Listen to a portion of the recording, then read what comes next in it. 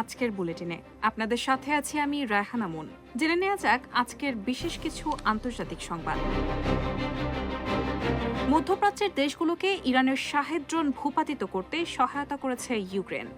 ইউক্রেনের president Vladimir Zelensky বলেছেন তার দেশ মধ্যপ্রাচ্যের বেশ কয়েকটি রাষ্ট্রকে ইরানের তৈরি শাহেদ বা কামিকাজি ড্রোন ভূপাতিত করতে কারিগরি ও সামরিক সহায়তা দিয়েছে। জেলেনস্কি দাবি করেন ইউক্রেনীয় ইন্টারসেপ্টর বা প্রতিরোধক ড্রোন কিভাবে ইরানি ড্রোন ধ্বংস করতে পারে তা হাতে কলমে দেখিয়েছেন তাদের বিশেষজ্ঞরা।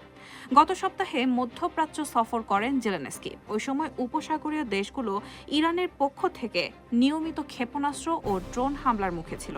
গত কয়েক বছর ধরে রাশিয়ার বিরুদ্ধে যুদ্ধে ইরানের তৈরি এসব শাহেদ ড্রোন মোকাবেলার দীর্ঘ অভিজ্ঞতা রয়েছে ইউক্রেনের।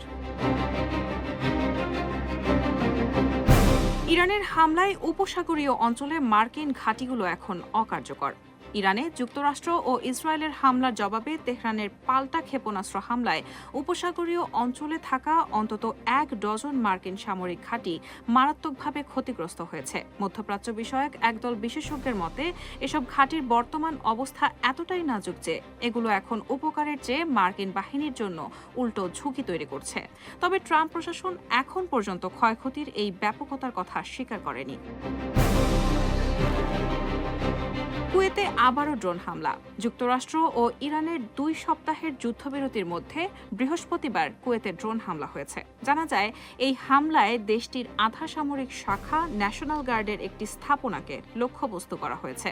দেশটির পররাষ্ট্র মন্ত্রণালয় জানিয়েছে রাতের ওই হামলায় কিছু গুরুত্বপূর্ণ স্থাপনা ক্ষতিগ্রস্ত হয়েছে। এক বিবৃতিতে কুয়েতের পররাষ্ট্র মন্ত্রণালয় হামলার জন্য ইরান ও দেশটির সশস্ত্র গোষ্ঠীকে অভিযুক্ত করেছে। তবে এ ব্যাপারে অস্বীকৃতি জানিয়েছে ইরান।